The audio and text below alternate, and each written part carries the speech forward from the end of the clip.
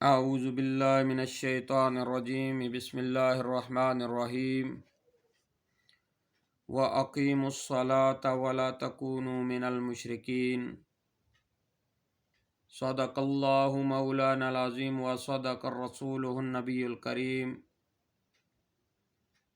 معزز ناظرین، تلاوت کردہ آیہ کریمہ کا ترجمہ کچھ یوں ہے: اور نماز قائم کرو اور مشرکین میں سے نہ ہو جاؤ۔ تو ناظرین گرامی، توحید اور رسالت کی شہادت کے بعد اسلام کا اہم رکن نماز ہے۔ دین میں ایمان کے بعد جو مقام نماز کا ہے وہ کسی بھی دوسرے عمل کا نہیں ہے۔ ایمان لانے کے بعد مومن سے اولی مطالبہ نماز کا کیا جاتا ہے۔ قرآن و حدیث میں ایمان کے بعد نماز ہی کا ذکر ہوتا ہے۔ ایک اور آیہ کریمہ میں آتا ہے کہ متقین وہ لوگ ہیں جو غیب پر ایمان لاتے ہیں اور نماز قائم کرتے ہیں۔ سورہ بقرہ کی ایک دوسری آیت ہے جس میں اللہ تعالیٰ ارشاد فرماتا ہے: اور جو لوگ ایمان لائے اور اچھے عمل کیے اور نماز قائم کی، اللہ تعالیٰ کے ہاں ان کے لیے اجر عظیم ہے۔ تو ناظرین گرامی، نماز ایمان کا اولی مظہر ہے،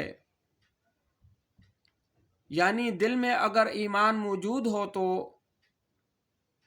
یہ ایمان ظاہر میں سب سے پہلے نماز کی شکل میں ظاہر ہوتا ہے۔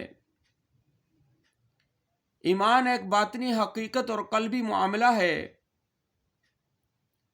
نماز اس کا عملی پیکر اور ظاہر و وجود ہے۔ گویا کہ ایمان اور نماز لازم و ملزوم ہیں۔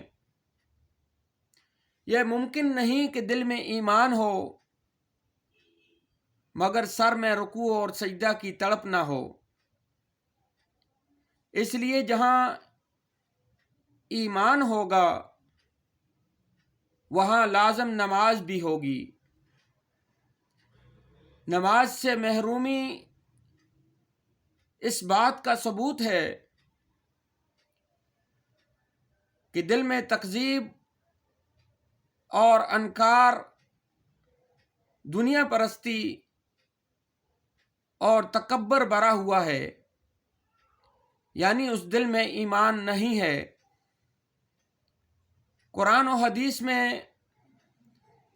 ترک نماز کو کفر و شرک یعنی عدم ایمان سے تعبیر کیا گیا ہے،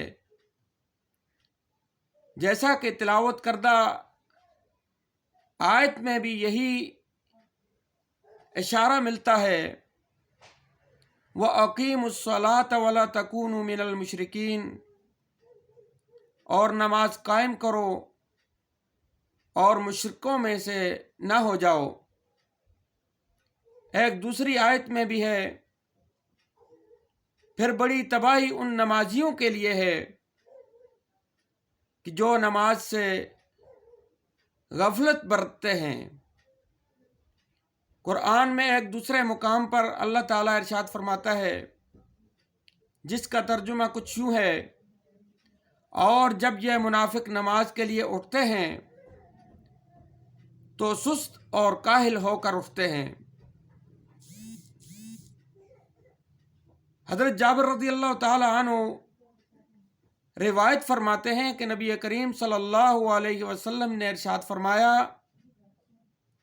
کہ بندے اور کفر کے درمیان نماز چھوڑنے کا فاصلہ ہی ہے، یعنی کسی بھی انسان کے کفر اور اسلام میں فرق کرنے والی چیز نماز ہے۔ تو ناظرین گرامی، نماز کی پابندی بہت ضروری ہے۔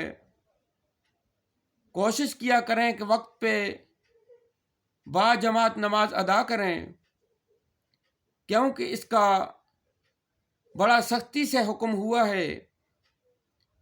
قبر میں بھی سب سے پہلے، اعمال میں سب سے پہلے نماز کا ہی پوچھا جائے گا۔ تو ناظرین گرامی، اللہ تعالیٰ سے دعا ہے کہ اللہ تعالیٰ ہم سب کو 5 وقت کی با جماعت نماز ادا کرنے کی توفیق عطا فرمائے۔ وآخر دعوانا ان الحمد للہ رب العالمین۔